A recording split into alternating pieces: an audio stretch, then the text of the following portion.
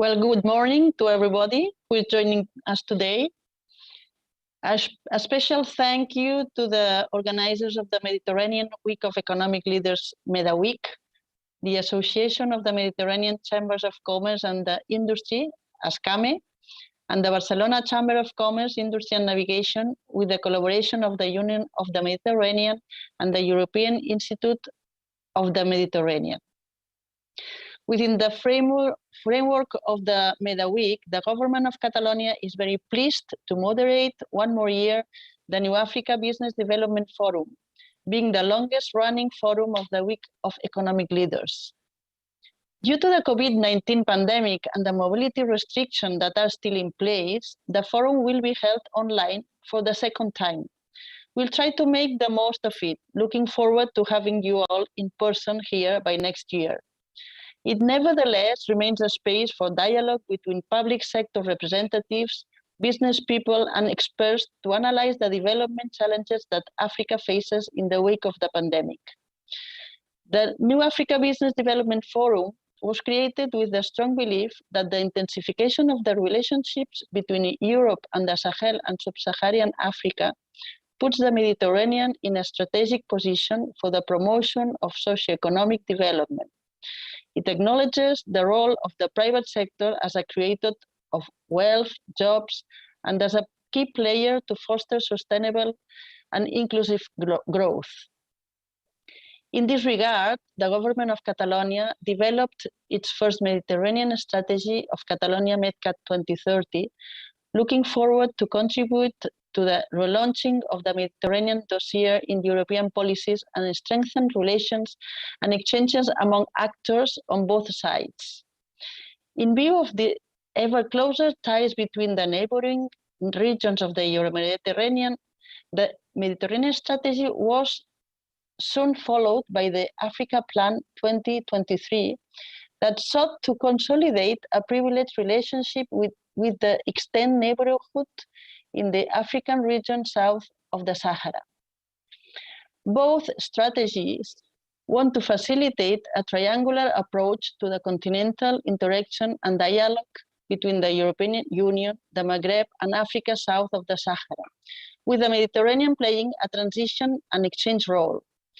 In this framework, Catalonia has a strong commitment to foster cooperation between the north and the south of Africa, with the aim, in turn, to promote Africa's integration with Europe.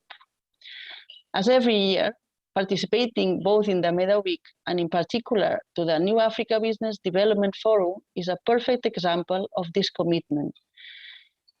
Since the promotion of the platforms of socioeconomic actors within this triangle integrated space is a key initiative of both Catalan strategies in Mediterranean and in Africa.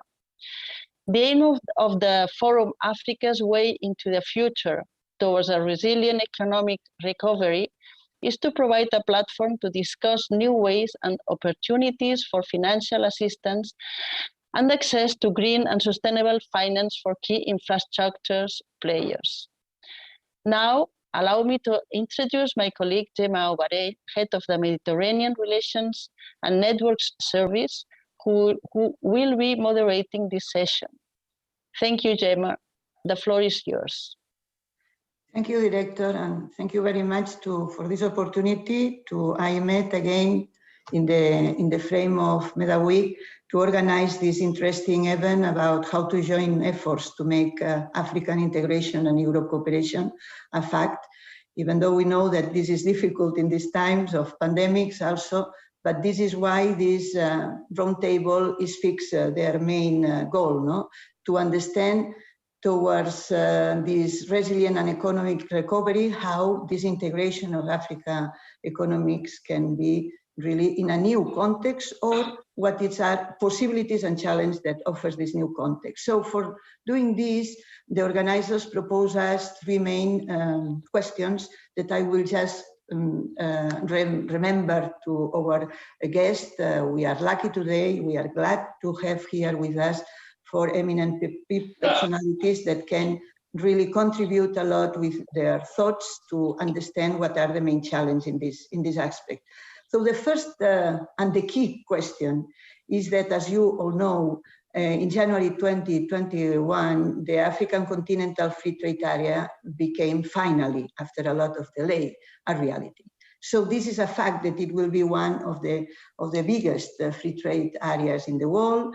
It's also, having said, all the opportunities that for this kind 52 countries belonging to this area, and for this more than 1.2 billion people join this big integration area, this will be plenty of opportunities. So the provisions and the predictions are really optimistic in some facts. For example, the increase of the intra-African trade that will double, or the exports of the intercontinental trade also. But this is also true that, and this is really a question to say today, the unequal impact in the different countries in Africa. So we used to see from Europe as a quite homogeneous reality, when the diversity can be of the impact of this trade area will be really a fact between countries. No, it is, for example, the provisions that say that 40% in Cote d'Ivoire can be the increase. Economic increase, while in Mozambique it will be only the 2%. So this is a question also that we would like today to check with our intervenants, how diversity is a key challenge for this free trade area, but also it has been some concerns about if this integration will benefit some key actors and big actors and corporations, but will be still a challenge for small economies. So the organizers are also pointing this as a point. So this first question, it's about the added value of in the current context after COVID of this free trade area. This is a big question, but I'm sure that every one of you have your own view about this issue. The second question is about the context of this, and the place and this triangulation that the Director Vilalta have been saying, and that for Catalan government and also for European governments, no, and I hope the ambassador will develop this. It's really a big challenge, no? The context of Europe, how European Union can be a player in this context in order to improve the African regional value chains.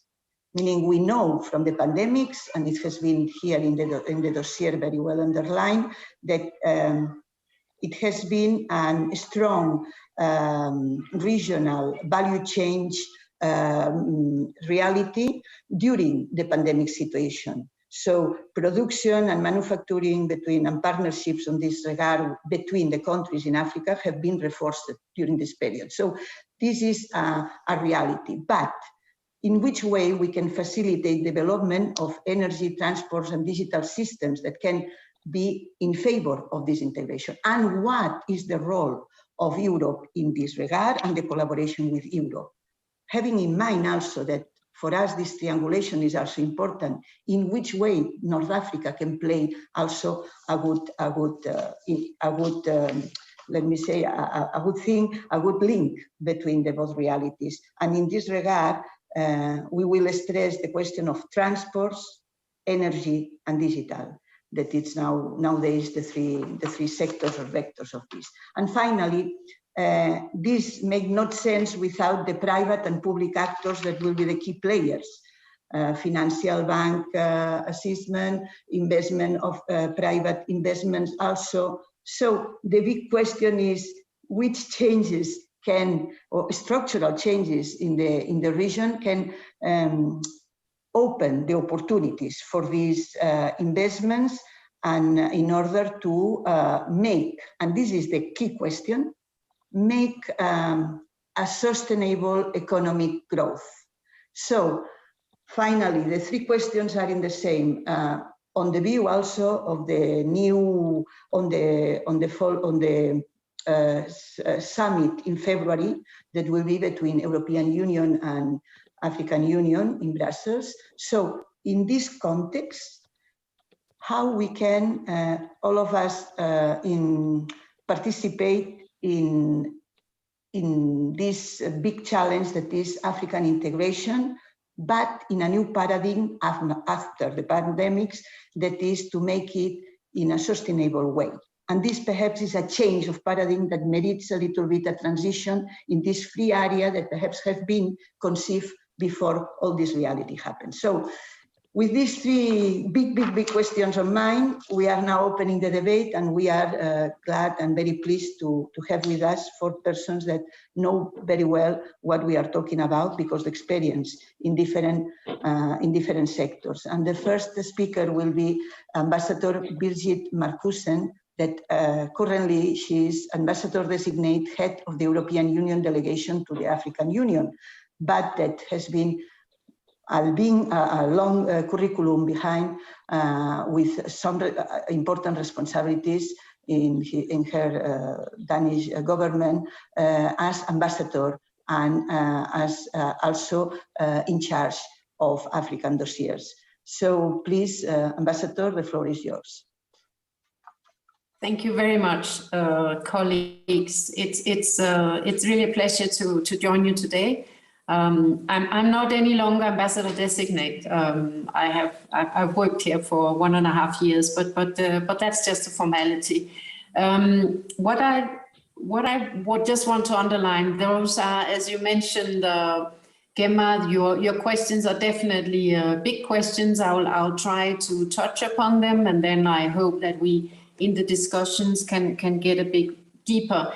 But your first area is the focus of what I will be talking about, the African Free Trade Area, the AFCFTA. There is some sounds coming out, but I guess a microphone needs to be muted. So that's going to be my main focus. When I was preparing for our discussions today, I looked a bit at the figures, because for me they matter when we talk about this. And in 2019, EU imports from Africa actually reached 136 billion euros, and the EU exports, a little bit higher, but not so much higher, to Africa was about 145 billion euros. And what I can see that touches upon your second question, that despite the impact of the COVID-19 pandemic, those figures actually remained high also in 2020. What are the last thing about figures, but I think that these figures and facts, they matter, is that 26% of the African exports and 25% of African imports are to and from the EU. So I think the reason why I'm underlining this is, of course, that they really show that the two neighboring continents are obviously very closely related in terms of economics and in terms of trade. For us, and I know the discussions we're having with the African Union colleagues here, I'm based in Addis Ababa at the moment, is that the African Free Trade Area, the AFCFTA, is a unique opportunity for both Africa and for the European Union to deepen our trade and foster the investments and the inclusive economic integration and accelerate what you also call is a very wide concept of sustainable development. I think what is important here is that the long-term benefits will actually boost Africa intra-trade relations and real income gains. It will create, we expect, sustainable jobs and address the recovery from the COVID-19 economic impact on the continent. And in this respect, of course, it was very good to see the launch of the AFCFTA in January this year. Let me just now focus on 3 political points, and then I will wrap up and open for the discussion. But just firstly, you will know that we politically, the European Union have worked under the declaration of the summit, which we had with the African Union in 2017. And there it really gives a strong support to African Union's economic integration efforts. Goes without saying that economic integration is the backbone of the European Union. And this is how someone decided we should also win a Peace Nobel Prize. That was because of the economic integration. So economic integration from European experience has brought economic growth for sure, but also brought more stability and peace. My second point is that we have had several political meetings underlining this commitment. You will have seen we have had, for instance, the former president of the Commission, who's called Juncker, who launched Europe and Africa-Europe Alliance for Sustainable Investments and Jobs, followed by the present President von der Leyen, has also made really a strong commitment to what we're working at.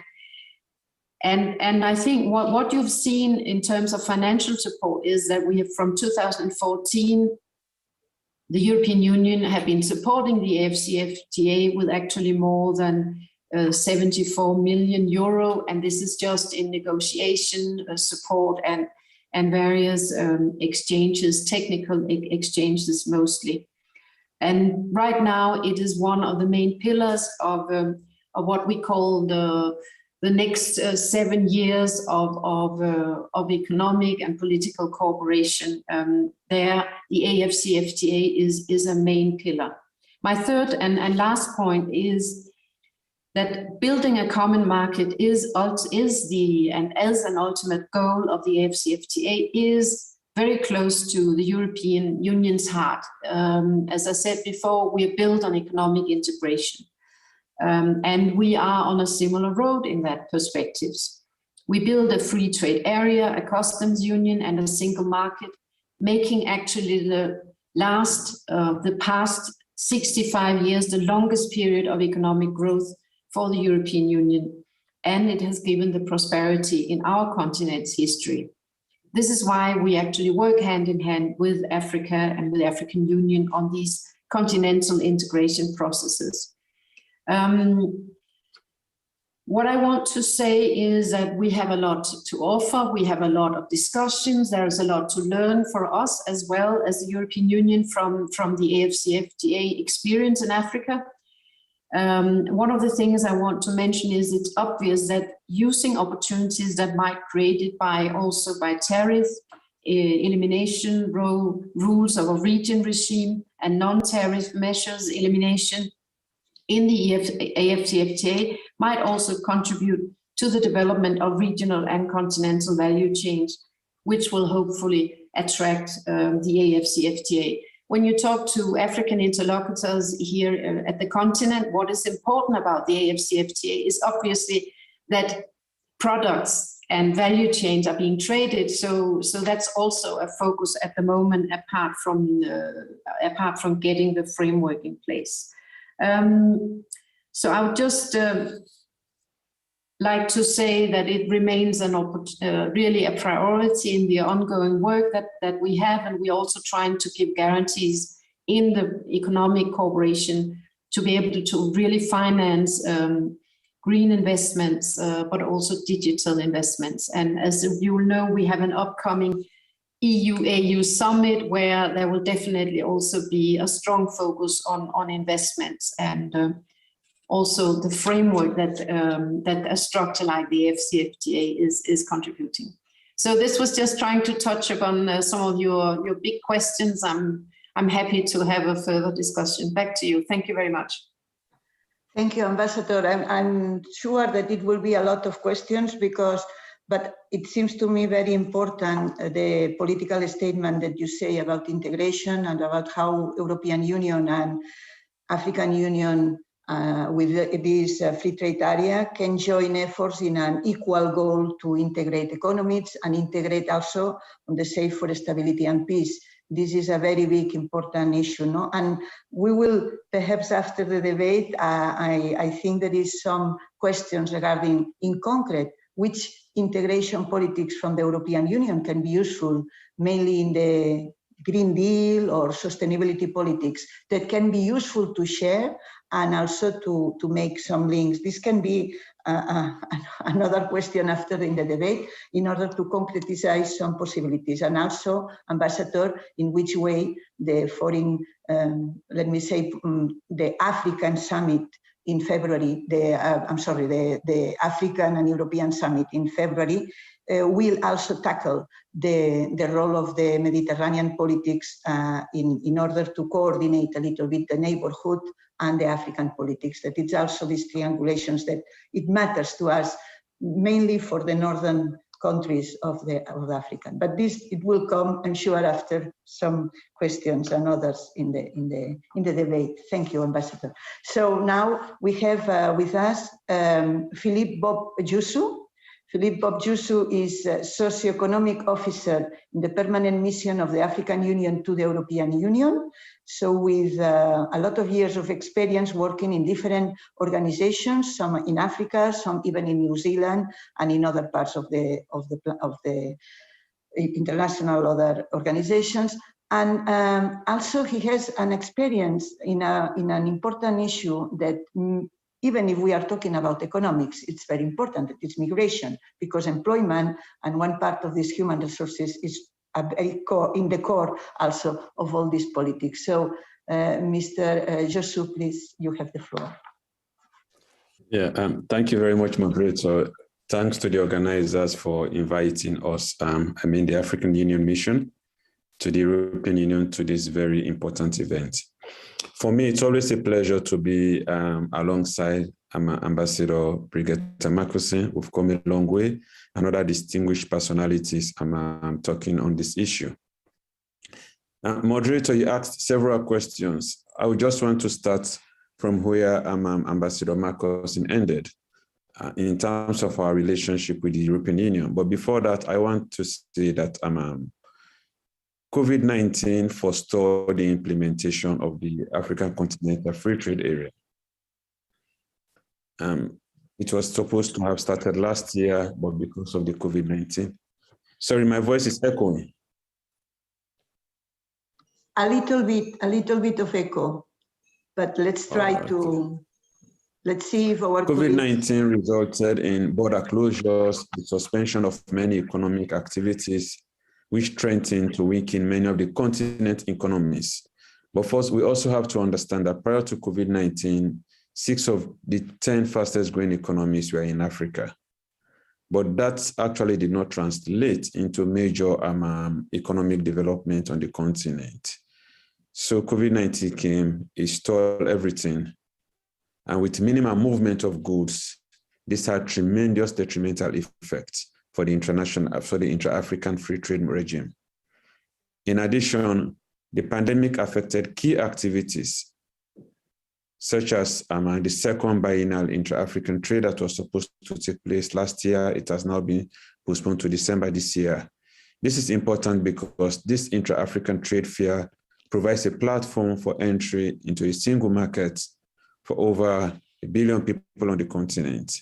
It also serves as a marketplace, bringing together continental and global players and sellers to showcase their goods and services.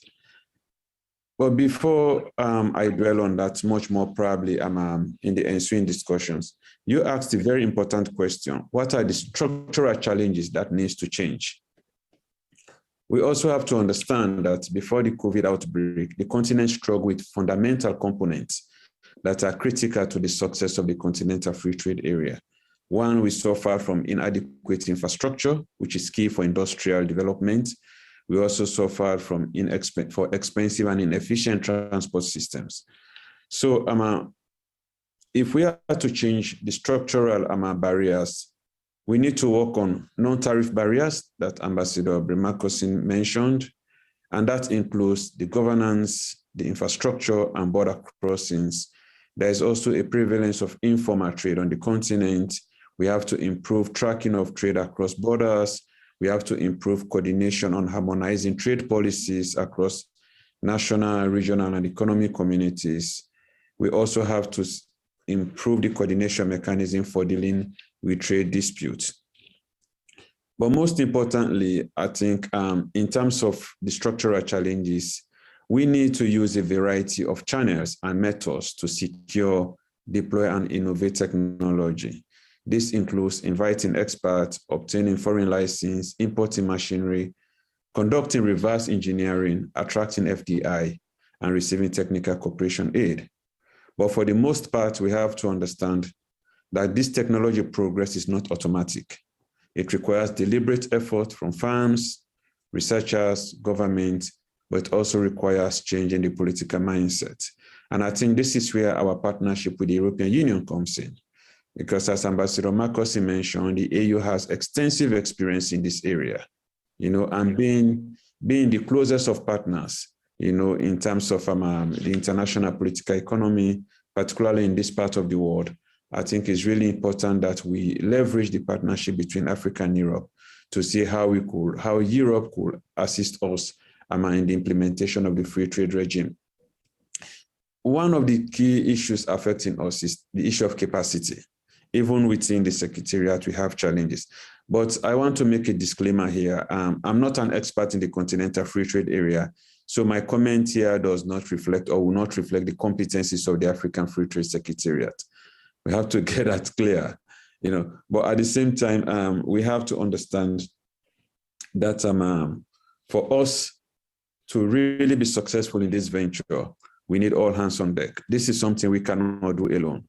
Yes, this is an aspiration of the African Union, but this aspiration can only be realized if we come together as partners. And I think this is where, again, the role of the the European Union is really, really important.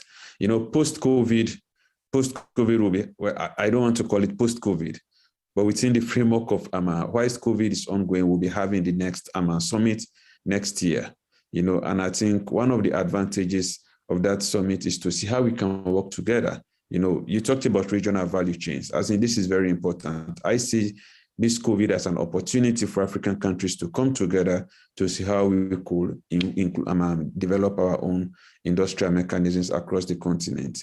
If you look at the continent, if you look at Europe, for instance, Europe has what we call the factory economies and the headquarter economies. This is lacking in Africa. In Africa, basically, all our economies are factory economies. But at the same time, we have economies that are developed. What can we learn from one another? You have the Northern African economies that are well advanced in terms of technology, in terms of digitalization, in terms of renewable energy. Then you come down, Southern Africa is also quite developed. So what can the smaller economies, like you mentioned earlier, learn from that? I think these are issues that are very important, and I would like to learn more from colleagues to see how the African Union can take this forward. Thank you. Thank you very much. The thing is much more complex, a fur et à mesure that we are now reflecting on this. But it seems to me that there is two ideas that first to reinforce how COVID and the pandemic situation have been a situation that allows us to foresee perhaps new challenge or new opportunities also. And you are talking about new opportunities. So it will be interesting to understand if you foreseen, Ambassador also and yourself, this summit in February as an opportunity to reframe this collaboration in the new situation. But also you were talking about connectivity, transport, digital, and this connectivity as such, and digital issues and transports. And then here we have a big deal about this idea of connectivity that means also the possibility of people also moving. Yeah. People. This is another issue. And the third idea, I don't know, this is a little bit like that, but you also stress the situation of the differences between countries in Africa in order to be ready for this integration and ready to have the same benefits. I don't know, but perhaps a question can be if it's foreseen this two vitesse, meaning some countries that are ready to, I don't know, go ahead with some reforms and some kind of integration, another that needs a little bit much more reinforcement. I don't know, this is a question that we can also foresee in which way this is afford with the integration itself and with the cooperation with Europe, because it has been, as Ambassador say, a big investment on this integration, but knowing that this will be difficult to implement in an homogeneous way, in which way these instruments can be foreseen from now. So all this I think we can, in the debate, a little bit remark the questions that you think are interesting. In any case, thank you very much. It has been a really very much enlightening speech. Thank you. Now we can give the floor to Mubarak Law. Mubarak Law is Senior Visiting Fellow in the Policy Center for the New South, but also he's a special advisor to the Prime Minister of the Republic of Senegal, with a lot of experience in studies and in strategic planning in economics and development. So, Mr. Law, you have the floor. The floor and the screen disappear. It's fine, eh? I think we can see you. Okay. The sound, we cannot hear you. Listen. Okay, thank you very much. I will use some minutes to answer your main question. The first one is about the AFCTA and COVID. I will start by saying that AFCTA is very important for the development of the continent because we expect, if the AFCTA is successful, to have more trade within Africa. You know, the intra-Africa trade is very low. Today, the figure gives less than 20%. 17% is the highest figure available. But if you go to in West Africa, it will be maybe 12% because many Nigeria, which is the biggest state, mainly exports petroleum products. And we expect also from the AFCTA to have more industrialization, because if you want to develop trade within Africa, you need to develop industry. If not, you will have no trade. And then growth will follow. There have been many estimates saying that the implementation of the FTA will bring additional growth within the continent. And this growth will have more jobs. So it's very important. I can say this is the most challenging issue the African nation has to solve within the coming years. The COVID-19 posed challenge and opportunities. Challenge because if you see the last 2 years, the growth rate have been reduced almost everywhere. Some countries were moving 5%, 7% per year. Today, they are struggling to have 2% or 3%. So, and many countries were expecting to become what we call emerging economies.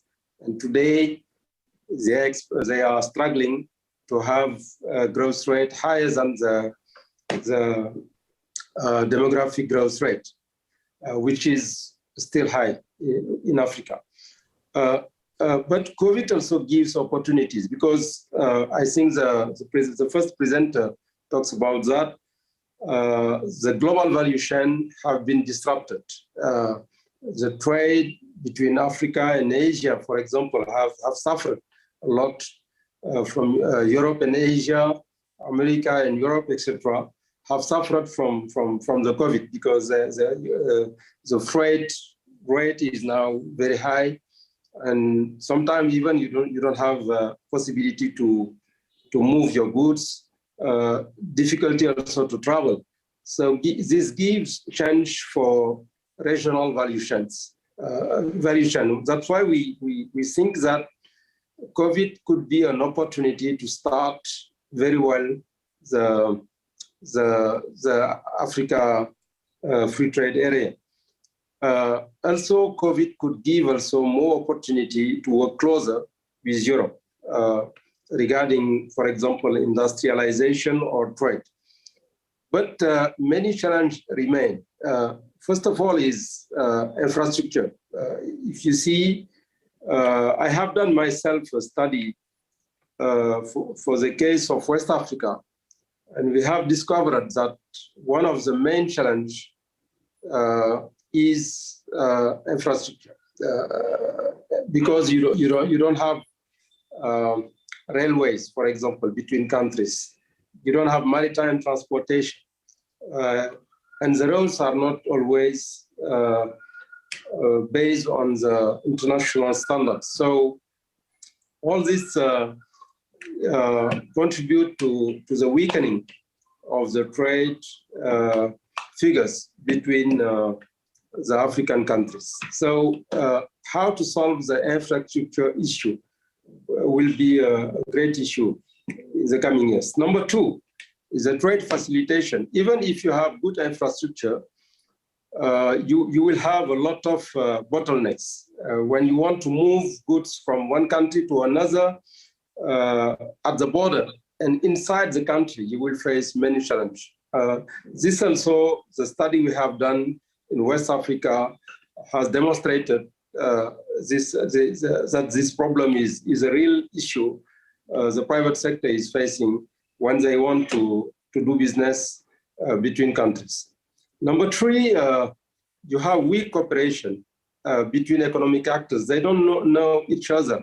Well, you organize this virtual economic forum, but it's very rare to have a forum where you have players from different countries meeting together. So we need to have these meetings, because if you want to develop joint ventures between the regional actors, they have to know each other. And today, for example, if you take Guinea-Bissau, which is very close to Senegal, they import the eggs from Portugal. The eggs they eat in Guinea-Bissau is imported mostly from Portugal. And we are producer of eggs. So why don't we do business in this area? And many others, Senegal and Guinea-Bissau, Senegal and Guinea, Senegal and Mali, where they can work together in order to improve trade and industrialization. So now how to improve the regional value chain, how to develop structural reforms, how can EU help? I will put all this together because all this is linked. Number one, I think you need efforts first and foremost from the states. You need better economic governance, because if you do not have economic governance, you will never have trade. So how to improve trade, how to remove the bottlenecks, how to develop a real voluntarism for regional integration, how to develop trade openness, because trade openness is key. If you don't have this mindset, I think it will be difficult to develop trade between African countries. And now you need also to develop the infrastructure. But and in this area, Europe can help by developing regional infrastructure like highways, like railways, and in this area you will need big investment, and here I think Europe can contribute. And a very innovative initiative also in the table is how to develop special economic zone and sustainable special economic zone together with Europe. And because if you want to develop industry in Africa, the best way to do it is through special economic zone, to do it very fast.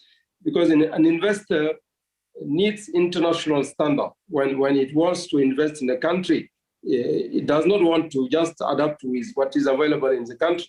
So it wants to have a first-class infrastructure and good land, good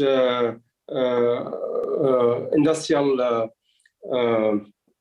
setting, etc. And that's why Europe and Africa can develop an initiative to build their special economic zone, their sustainable economic zone within the continent.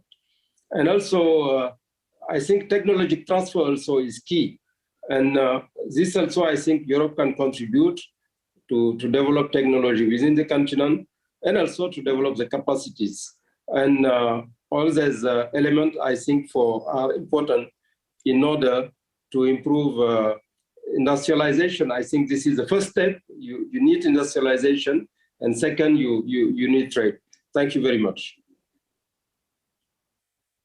Thank you very much. Well, a lot of job for the debate and for the ambassador, because it seems to me that a lot of things has been said, and we appreciate that there is this will to collaboration, mainly of the integration and the collaboration with Europe. And you say 3 ideas that it seems to me very relevant. One, starting by the final idea, is to ask for the debate about this possibility of this special economic zone. But mainly, you insist all the time in the first step is industrialization. Plenty debate of what does it mean industrialization in Africa for the coming period, in a moment where it's a must to be sustainable. I suppose that this should be a kind of big challenge, no? Because the easy way to industrialize is not doing this in this sustainable paradigm that we are now working. So it seems that here there is a big challenge, because you repeat that this is the first step. This is a question about how to proceed with this in order to build it with a good basis. And if this will suppose a cost for the economic growth of the continent to invest in this sustainability, or, as you all says, that will be an opportunity. But it seems that to prepare this industrialization in these terms can be done in a special economic zone or whatever, but it will be a big challenge. Also, you mentioned a key player on the area, that is Asia. So how we are talking in any case about Africa and Europe, the question, or the big question, or the elephant on the room, as it say, is how Asia is playing and can be contributing to this, or it is just a concurrent player also for Europe, or how it has been said. And finally, the question of transports. And here again, when we say the synergies about European integration in terms of infrastructures, it can be also, this is a question, how useful can be the future trans-Mediterranean transport network, or the trans-European transport network, how, in which terms these networks can be useful for these synergies with the network, with the transportation in Africa, that it's a need. And also, what about the single African air transport market? That can be also another issue to think about. So transportation is also a big issue, and also not only for Africa, but also for the cooperation with Europe.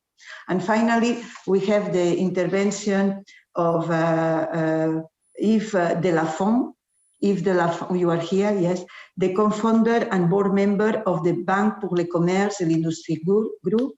It is also regional director Africa at Fondasol, and president of Africa Link. And in addition of this, he put very clear in his CV that he's committed to this relation between Africa and Europe. And also because we see also that you are a professor in Aix-en-Provence in the School of Management. We suppose that this Mediterranean approach is also in there, in this bilateral Europe-African idea, no, that you have. So the floor is yours, Mr. de la Font. Thank you, Gemma, and thank you for the Catalonia authorities and the organizer for allowing us to debate on this very important subject.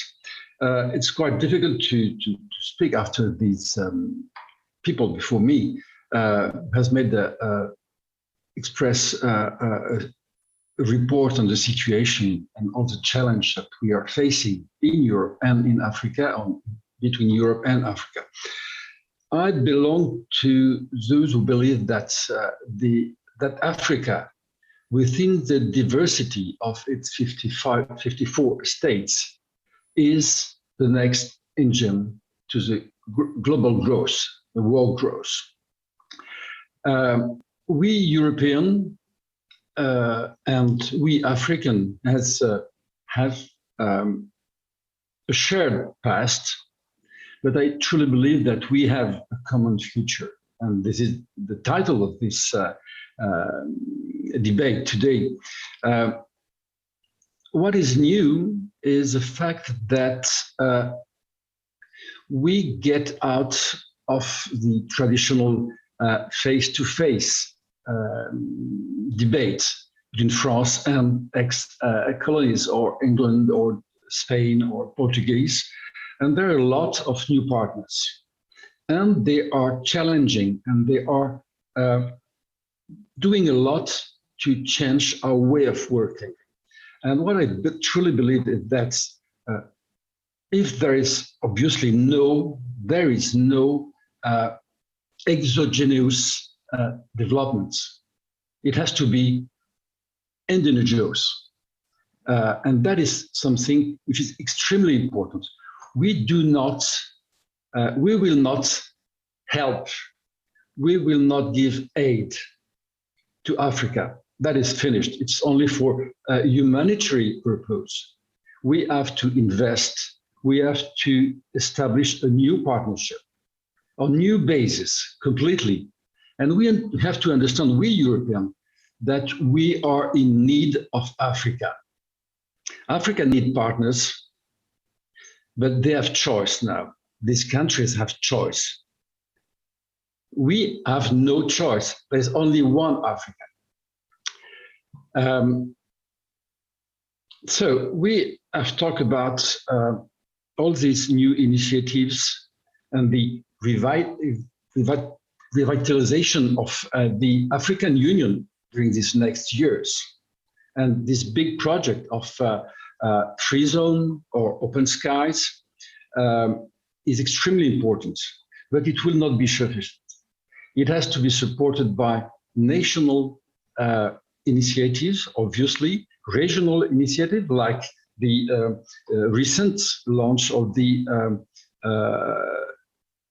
schéma d'aménagement transfrontalier intégré between 4 countries bordering the Senegal River, which is extremely important also because we need to have this regional integration and sub-regional integration. This will not be sufficient. We need the private sector to be involved much more than it is. The discussion between UE and EU are essential, but there will be no long-term development or emergence in our countries. And I say our countries because I feel African for so long time and established in various countries. We are African. And there will be no long-term development without a very important, diversified, deep network of small and medium enterprises. The key is in this network. If we do not have this network, there will be no long-term development, because these small and medium enterprises are the key to employment, value chain, creation of wealth, stability, diversity, solidity. So, and from my point of view, if we do not concentrate our efforts on the development of the SME network, we will fail. As far as we talk about enterprise in Africa, there is a hole in the racket, and especially in financing. There are the abilities, the expertise. Our African colleagues know perfectly their markets. They are resilient. They know how to do that. We will not explain to them how to work and develop their markets. But we Europeans, as partner, have something our colleagues in Africa don't have. It's money, financing. I am a banker and I work in various countries, and I know that we do not finance small enterprises. We do not finance entrepreneurship. There is a hole in the racket between, let's say, something like 50,000 euro, which is a lot of money, and 1 or 2 million, which are the first step where you have people who will listen to you. There is a necessity of new tools, innovative tools in the guarantee of the financing of the small and medium enterprises. Let's say now a word on Africa Link. Africa Link is a network of African and European small and medium enterprises. We have started 4 years ago with 64 companies from Africa and Europe. And now we have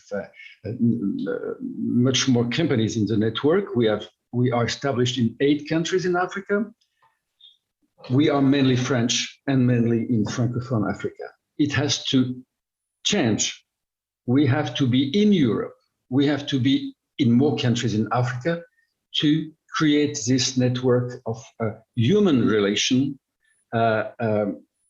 with the objective to create partnership. Why? Because the best way to develop enterprise on the continent, on the African continent, is with partner who knows how to work, who have markets in Europe, who began to know the market in Africa, and who have money. And we have to be partner and on win-win agreements. There will be unicorn in Africa, much more than now. There will be big companies in the next years. They are small today.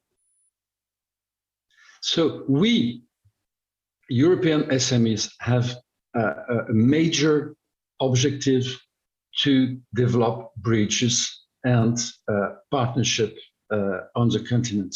And we also have the task and the objective to develop the markets of African companies in Europe. There are many things to do. We talk about digital, for example. It's incredible what can be done.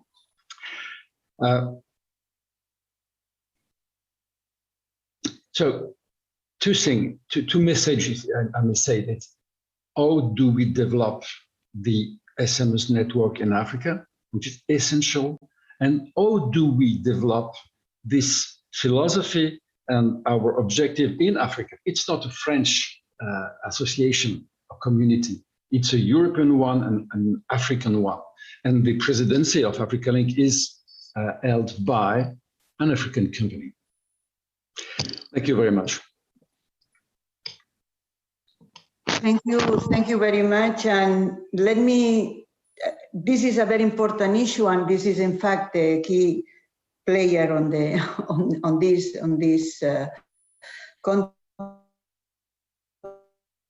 no? Entrepreneuriat and be our, let me say, first player. And this networking and these spaces that already Mr. Lowe has been underlined the need of this exchange of expertise, and labor market seems one of the most benefits of this change and this investment. And let me also, and the idea of also taking into account the diversity of countries, it's also the diversity of these small and medium enterprises and how they can build on a big market with a big companies. As I told to you in the frame at the beginning of this discussion, it is a little bit this fear that perhaps big companies can benefit, but not really small and medium companies that can be the engine of all this cooperation. And also we miss perhaps one important issue here, that is youth, young people and women. So what for women, for example, this is a question mark, no? In which way I think that this last reflection can benefit also it's a question mark, no? The role of women in economics, as they are engaged usually in this small and medium business, that can be very important and interesting for the development of the economic development, for the gender economic development. Meaning, when we are talking about sustainability, also we are talking how we can benefit also women in this part. And don't forget, and you know much better than me, that the big majority of the informal work and the already informal job in Africa reality is led by women. So how we can tackle this question of gender, and talking about also job markets and this change between enterprises, also small and medium enterprises. That is the question of young people and the vocational skills and how to prepare these young people for this market and also for this entrepreneurship dynamism in Africa. So thank you very much for this enlightening, let me say, also speech that caused open new questions. So a lot of questions, so we can open a little bit this between you, some remarks that after listening each other you can react. So we can start, if you wish, like the same order, and we can start by Ambassador if you want to have the floor and to react in a lot of issues that have been said. Absolutely. Thank you very much. Also, thank you very much to colleagues. Now, I would first jump on your last point, and then I will come back to some of the reflections. I think it's quite important. If you look at I heard my colleague from Senegal talking about industrialization and so on. I would like to link that to the role of women and youth in the economy, because again, looking at the various developments right now, but also history, also European history, the European economy really also took off when women were actually included in the workforce. And this, of course, takes, we know both men and women, to have that and support that development, you need reforms of various services so that there is a real equal access for women and for men, and that will have the economic gains. Youth is absolutely imperative, and we as the European Union have even or several youth ambassadors and so on, exactly to guide us a bit on what we know that the green and climate is definitely a youth agenda because it involves the future, but other issues of having democratic influence and so on is also really key. So that was just to respond immediately on women and youth. I think your general other question about what I think you put it like what were the integration politics and what could actually be helpful. I just want to restate and underline some of the things I said in the first place. I think we're quite from European Union, and when I discuss with my experts, it will, and there are opportunities in what I mentioned as the tariff elimination and the rules of regions and the non-tariff measures elimination. There, and Philippe also mentioned this as a main thing. It's really how do you regulate better the various exchange of goods under the AFCFTA. My next point would just be that we link to the EU-Africa summit, EU-AU summit that we will have in February next year. We're actually planning a study. We've launched a study, and maybe Philippe knows, to identify economic sectors with a high potential for exactly the formation of continental value change. And it's supposed to foster trade development. And those results will feed into and be launched also at the summit. So I think keep an eye on that, because that will be quite interesting. My next point would just be, I think the whole focus at the moment from leaders, both from Africa and Europe, is really on finding, identifying, and here we can also use inspiration. I also heard De La Font from Africa Link. I mean, what type of investments would be transformative? Because that's, if you're listening to Charles Michel, our president of the council, if you're listening to the chair of the African Union, Moussa Faki, he's also talking about the importance of finding the transformational investments. I'm not sure whether that is done, but that could be interesting with special economic zones. I'm not sure about that, but it's definitely an issue that could be discussed. It's not the way necessarily that we have been looking at it, but we will remain open. I think talking about my last 2 points, industrialization, I'm sure that in the European dialogue, it would also involve, I think we would also talk about green transitions here, because in the industrialization, I think there is an important avenue to look at, and there you have in Europe we work with the Green Deal because we can see there is a win-win between increased production capacity and development and green transition have to go hand in hand. My last point is just you mentioned, I don't know, to me Asia is not the elephant in the room. It is I mean, Africa is a huge continent, needs a lot of investments. And I mean, if you look at the figures where I started my small introduction, that's why I always mention the figures, because then you'll actually see there are quite some differences in the level of investments. But I think it's extremely important. What is important, and coming back to the main focus of today's discussion, is the AFCFTA. It's to have an AFCFTA that provides a framework, that provides transparent systems, because I think that will be helpful, no matter whether you're an investor from Europe or an investor from Asia. I think this is true for a really globalized economies that like we're seeing in Africa. I'll end there and thank you very much. Thank you very much, Ambassador. Well, it's a question that seems to me open a little bit the screen of the globalization, as you well said, and it's important. I think what Ambassador says, it's interesting on the eve of this important event in February. So a lot of issues that can be tackled during this summit. No, well, we will finalize now with the interventions, the rest of interventions.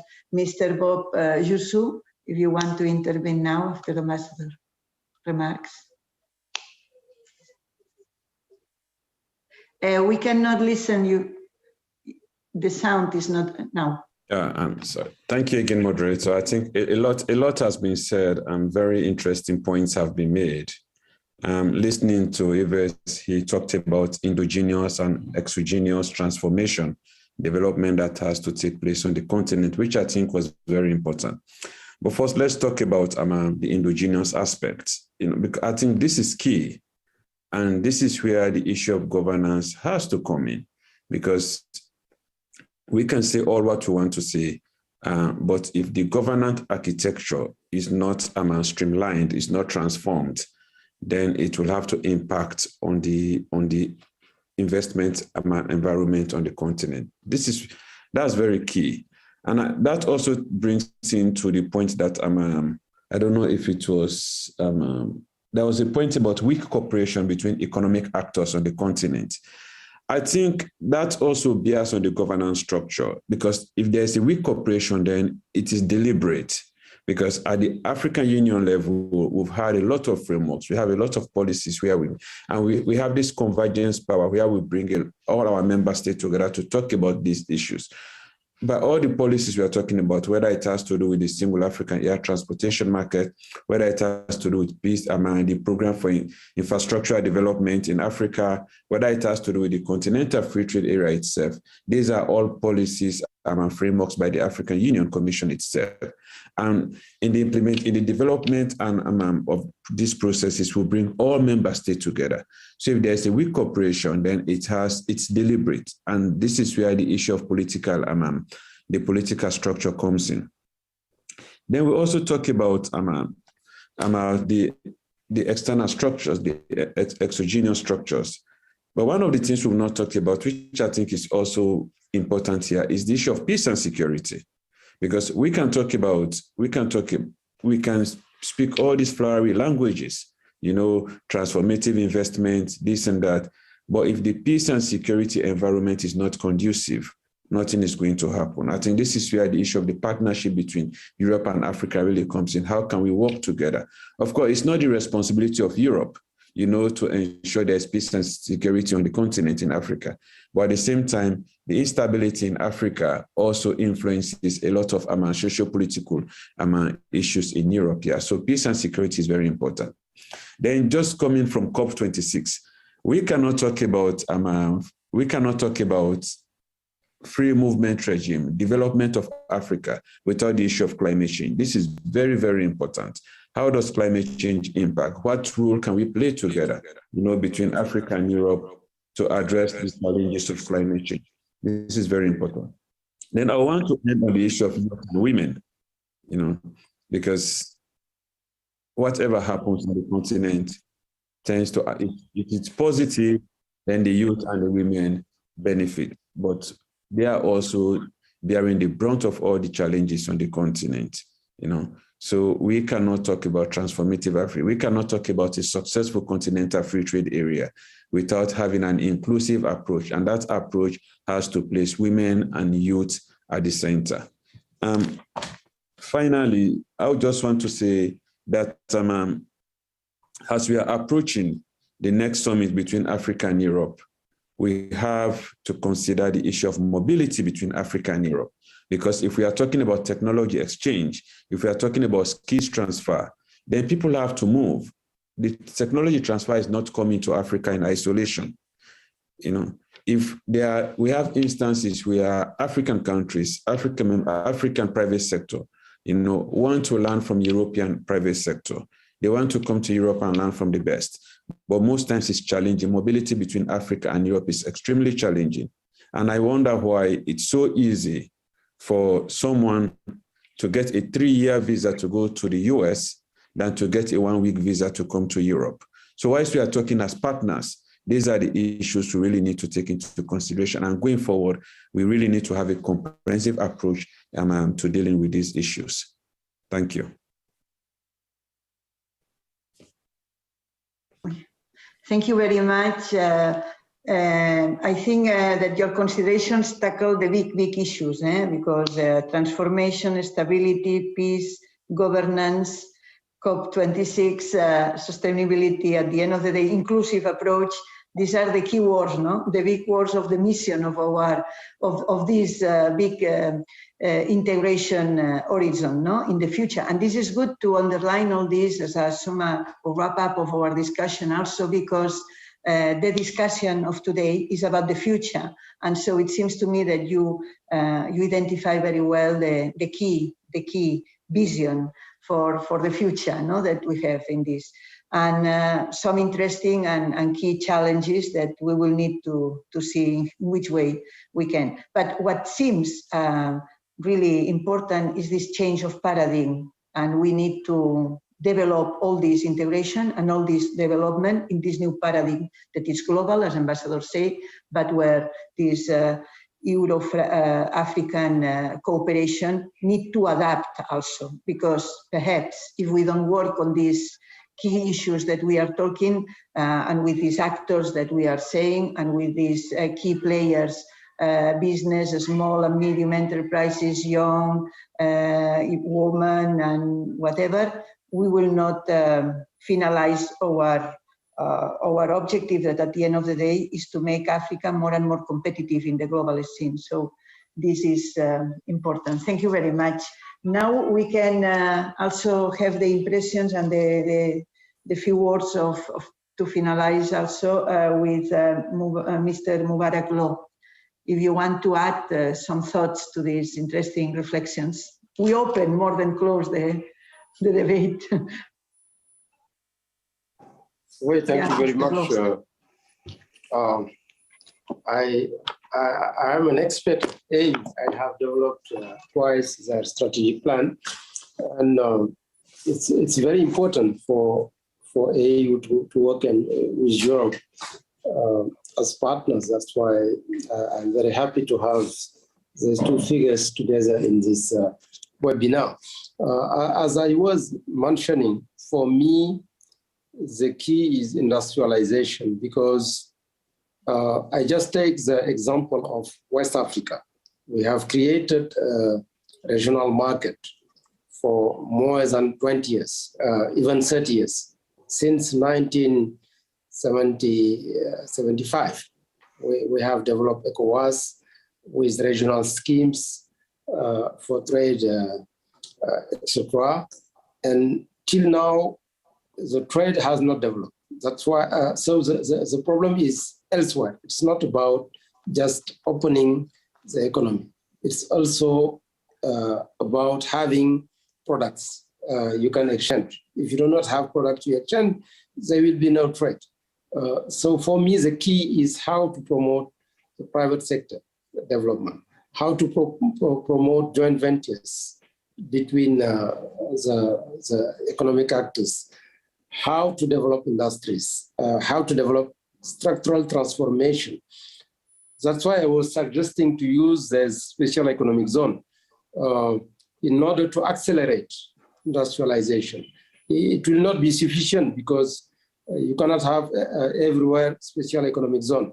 The SMEs also need to develop because the SMEs should be there to subcontract with the big enterprises. And you have also in the rural area, the agriculture product you need to develop.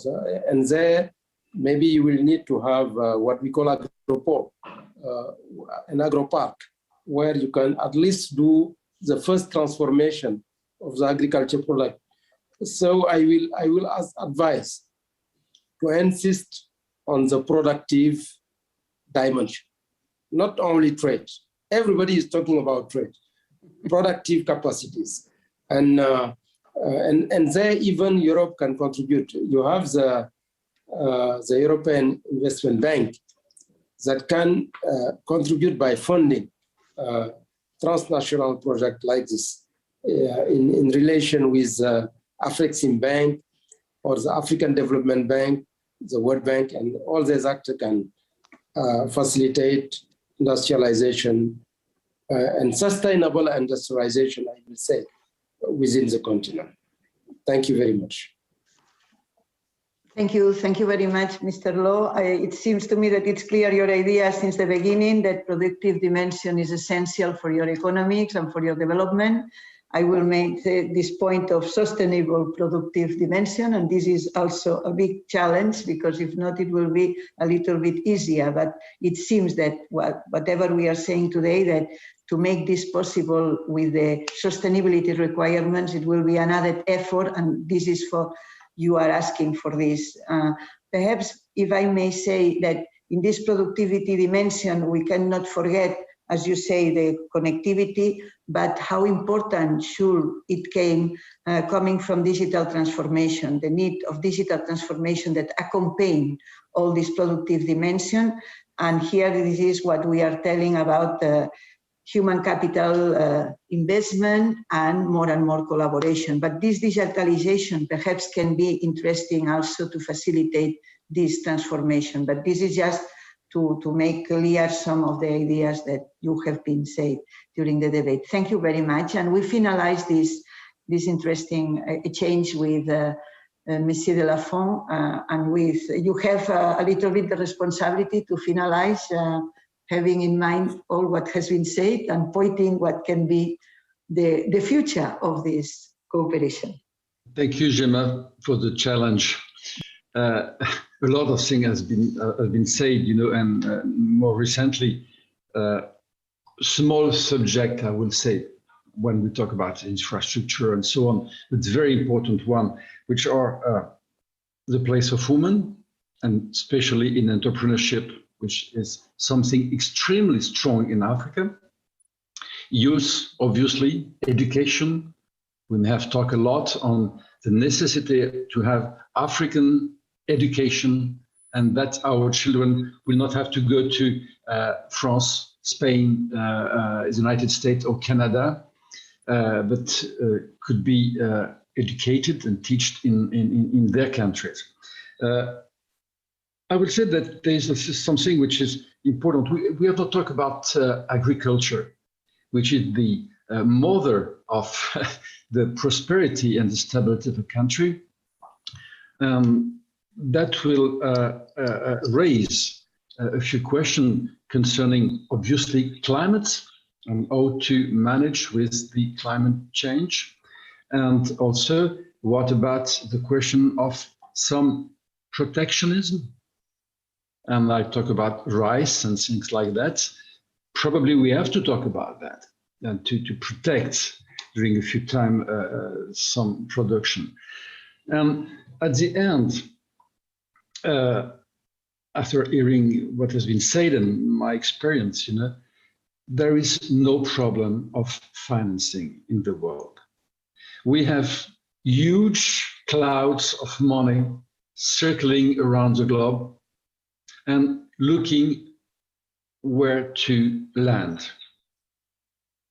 And a lot of these funds are landing in places where they have to pay to land. And the African continent has a huge need in financing. Small financing, big financing. Why doesn't Africa has this huge amount of money landing there? European Union, World Bank, Islamic Bank, and all these private or public actors are very cautious. Why don't they go to Africa? As a bank, we are paying interest to people who will leave money in our banks, which is not the case in Europe. Maybe 1%, 0.25%. In a lot of African countries, the interest on the money which is just put in the bank will reach between 4 and sometimes 6%. And we don't have a lot of people leaving their money there. Why? So it's just a question of confidence. People are afraid, and Africa has to inspire confidence. We know that there is a potential, huge potential. I was talking about the new engine of the world growth. But the problem is mainly, I would say, 90% a question of confidence, which means state of law, governance, patronage, somewhere corruption, because we have to say these words. The whole thing, which is the governance and the virtue, this has to change. And it is on the edge of change in a lot of countries, because the diversity of the African continent is huge, between Morocco and Central Africa, between Ethiopia and Senegal. It's totally different countries and culture and economy and so on. Some of our countries are now changing very quickly, but there's a long way to go to inspire confidence. That is the main point. We have to inspire confidence. Thank you very much. You honor the finalization of this debate with this big, important, and really substantial work. I think it has been a pleasure because as the last idea about how diversity can be an asset and how diversity in Europe is also an asset, and we want to translate this idea also in Africa. Africa integrating all its diversity can be also a potential for growing and for work together. And well, as you say, it's the future who is attending to all of us. And I think the big idea that we can all agree after this interesting, at least for me, very interesting debate, plenty of questions, but also shaping the moment that we have, is this commitment of all of us for doing this Africa-Europe change and integration a reality in the future. So I will give the floor to Director Vilalta just to finalize this important debate. And thank you very much for your interesting remarks and positions. It has been for me an honor to, and as it was for all the persons listening to you, to have this such an important debate with key questions on the floor. Thank you. Director Vilalta, you have the floor. Well, thank you, Gemma. Just to say thanks. Thank you very much to all the participants and, of course, to all the panelists here. It's been a real honor to share, to hear about all these important and interesting things, about reflections about the Africa's future cooperation. Well, thank you very much, and a special thank to the organizers of the Mediterranean Week of Economics Leaders, MedaWeek, that is the Association of the Mediterranean Chambers of Commerce and Industry, ASCAME, and the Barcelona Chamber of Commerce, Industry and Navigation, and also with the collaboration of the Union of the Mediterranean and the European Institute of the Mediterranean. Well, thank you again, and we'll see next time.